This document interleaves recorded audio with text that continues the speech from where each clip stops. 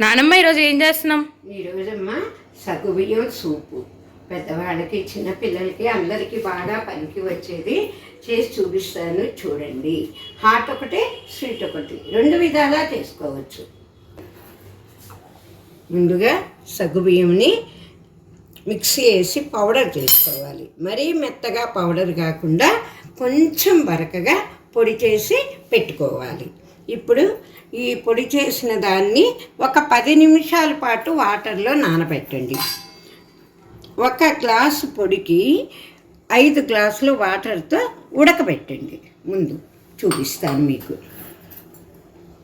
నానబెట్టిన పౌడర్ ఇది.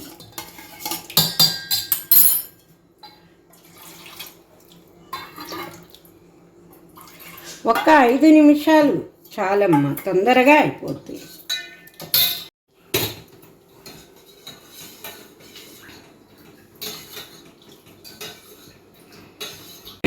నానబెట్టిన సగ్గుబియ్యము ఒక 10 మినిట్స్ బాగా ఉడుకుతుంది. ఇది మనకి కలర్ వస్తుంది చూడండి, అప్పటిదాకా ఉడకబెట్టండి. కొంచెం బాగా ఇలా మరుగుతూ ఉన్నప్పుడు ఒక్క 2 నిమిషాల నుంచి కట్టేయండి. తర్వాత దానిలో వేసే పదార్థాలు చూపిస్తాను. ముందుగా స్వీట్ సూపు. ఆ స్వీట్ దానిలో కొంచెం పాలు పోసుకొని జీడిపప్పు, బాదం పప్పు, కిస్మిస్, కొంచెం బెల్లము వేసి మొత్తం ఈ ఉడకబెట్టింది దానిలో కలుపుకోవాలి. ఇది మన టేస్ట్ని బట్టి పంచదార, బెల్లము మీకు ఏది కావాలంటే అది, కానీ అన్నీ బలమైనవి, మంచి ఆహారము, మంచి సూపు. ఇప్పుడు హాట్ చూపిస్తున్నాను చూడండి అమ్మా.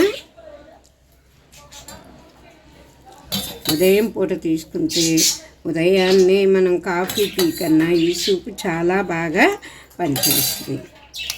సాల్టు, కొంచెం మిరియాల పొడి,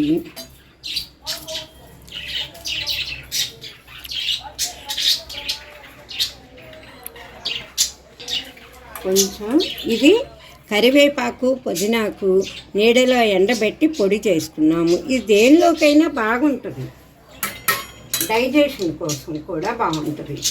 కొంచెం నువ్వులు, కాల్షియం పట్టుద్ది కదా, కొంచెం నువ్వులు మనం ఈ విధంగా చేసుకొని ఉదయాన్న తీసుకున్నా, మనకి ఎప్పుడైనా బాగోనప్పుడు, కొంచెం బాగా నీరసం అనిపించినప్పుడు ఈ సూప్ పెట్టుకొని 10 నిమిషాల్లో తయారు చేసుకున్న ఈ సూప్ని తీసుకొని మీరందరూ, మీకు ఏమైనా కావాలన్నా, మీకు ఏమైనా డౌట్లు ఉన్నా మీరు కామెంట్ రూపంలో చెప్పండి.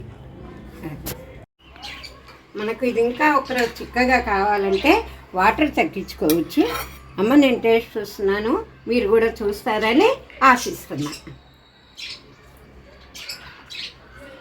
చాలా చాలా బలవర్ధకమైంది, నీరసం లేనిది, కాఫీ టీల కంటే కూడా చాలా మంచిదైన సూపు.